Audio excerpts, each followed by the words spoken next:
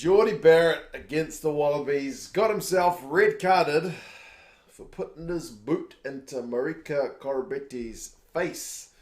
It's one that has divided opinion, as often red cards do, man. Especially any kind of aerial contest tends to, I don't know, it tends to divide opinion. Sometimes it's high tackles and whatnot, but red cards tend to, I don't know, there never seems to be like 100% consensus on any kind of red card. But yeah, we'll go over some of the things about the red card. We'll talk about what the ref said, the technique, any kind of similar examples, and was it in fact Marika's fault rather than Jordie's? And you guys can let me know what you reckon. I reckon it'll divide opinion, but I've gone back and actually watched it after the game, so my initial thoughts on it after watching the game were it was probably fair, but we'll see if I've kind of changed my mind having watched it back a few times. Now, when I watched it, I didn't really listen to what the ref was saying. I was doing a live stream. I have to keep the volume low so YouTube doesn't get angry at the audio being picked up. But essentially, the ref said, upon getting the TMO in his ear, that there's been direct contact to the gold player's head. Now, if I said to you before the game even started, if a dude kicks another dude in the head, what do you reckon is going to happen? And you'd probably say it's going to be a red card, right? If you kick somebody in the head, be it incidental, accidental, malicious, whatever it is, whether you meant to do it or not, you're probably going to get red carded if you kick someone in the head. It's going to take a pretty big mitigation factor to get out of kicking someone in the head. But did he kick him in the head? Did he make contact with his head? Yes. You don't even necessarily have to call it a kick because it's essentially, I think, a correction of his balance. But either way, does his foot make contact with his head? I think pretty clearly. There's no kind of doubting that part. Now, is this Jordie Barrett's kind of normal technique? No. I mean, he does the right thing. He does what players are trained to do. He jumps up to collect the high ball and he raises that leg. You can see any number of videos on YouTube, Mike Brown, Ben Smith, talking about how to take a high ball, and essentially, you get that leading leg up as kind of protection. That's a thing. Like, it's often to be expected that when you're coming down, you'll be coming down with bodies not too far away from you, so you do get that knee up. Now, what doesn't usually happen is the leg flicking out. It has happened for sure previously. I've definitely seen it before. I was thinking Ben Smith's one of the guys you've seen a lot in the air. And I was sure that I've seen his leg kick out before when he's been taking high balls. Maybe he's, just slightly off balance. And sure enough, it took me like 2 minutes on YouTube to find a clip of Ben Smith with his leg sticking out. He's gone up for a high ball, and he's maybe just needed a slight bit of balance correction, and his leg has shot out kind of like a kick. Very similar to what Jordie Barrett did. And I reckon I've seen that multiple times from Ben Smith. But like I said, from Jordie, that's not his normal technique to stick the leg out. Right? He's getting his leg up like he should, but sticking the leg out is not what he's normally doing.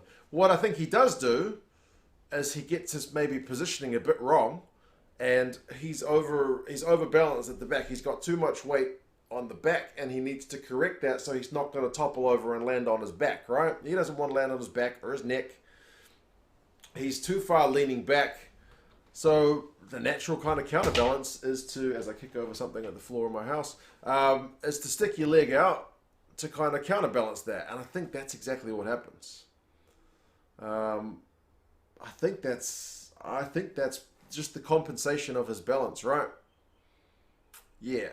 So the closest I've seen to this, where it's been a dude up in the air who's put his foot into somebody's face, the closest example I can think of was Tavita Nabura, who did something similar in Super Rugby. But upon watching that one, the Nabura one, and upon watching Jordie's one, I think there's a pretty distinct difference. Like, the result is the same, a kick to the face or a foot striking the face. But Jordie is his balance, man. He's up, his eyes are on the ball, and he's correcting his balance with his leg. Tavita, he's already got the ball, his eyes are on his opponent, and he kind of sticks his foot out. Whether that's a reflexive, also kind of protective measure, or whether he's trying to kick the dude in the head, that's one you won't know. But I think there's a distinct difference that he wasn't doing it to correct his balance. It was doing it with his eyes on his opponent. Same result, kind of a different lead-up.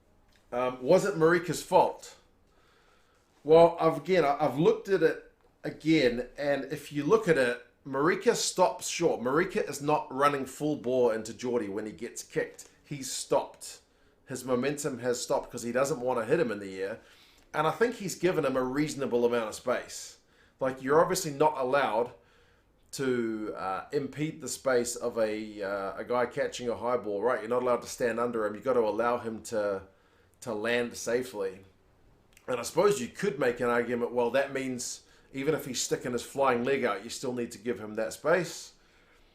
You could make that argument, I suppose. But I think Marika's given him a reasonable amount of space, given that 90% of the time, 99% of the time, a dude doesn't fly out with his foot forwards.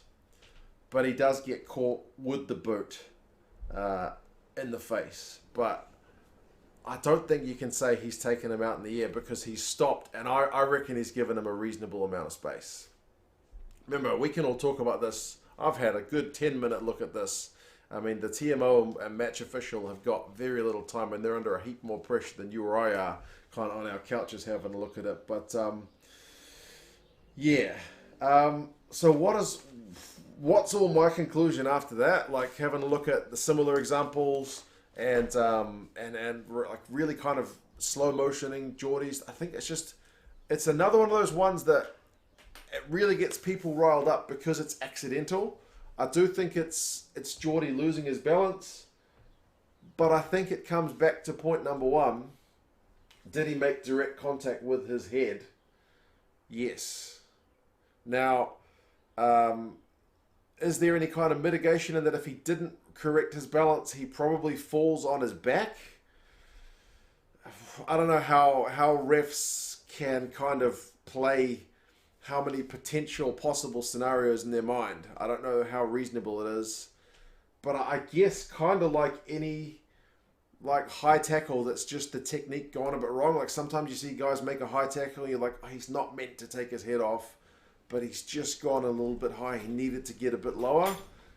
Jordie, I think, got his technique for that high catch just ever so slightly wrong. And it's led to him initiating the dangerous contact for mine. But as I said, it's one of those things where people will disagree. Rennie basically said that, yeah, it's kind of good that we've got the 20-minute red cards because it's one of those ones that's absolutely not malicious. It's totally accidental. I think Fozzie thought it was a bit off, but I mean, he probably should be saying that as the All Blacks coach in this kind of situation. He needs to defend his player. But, yeah, for mine, it's really unfortunate. He definitely didn't do it on purpose.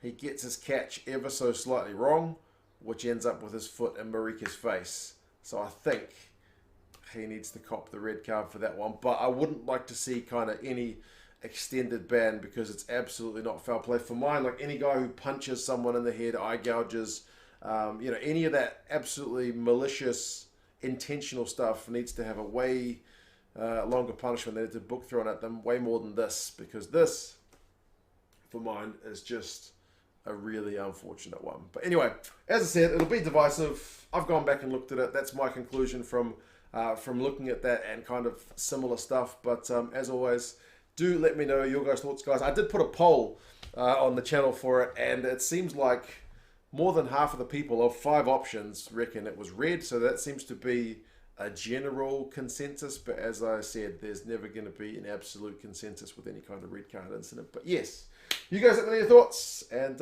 yeah, I'll talk to you guys again soon. See you later.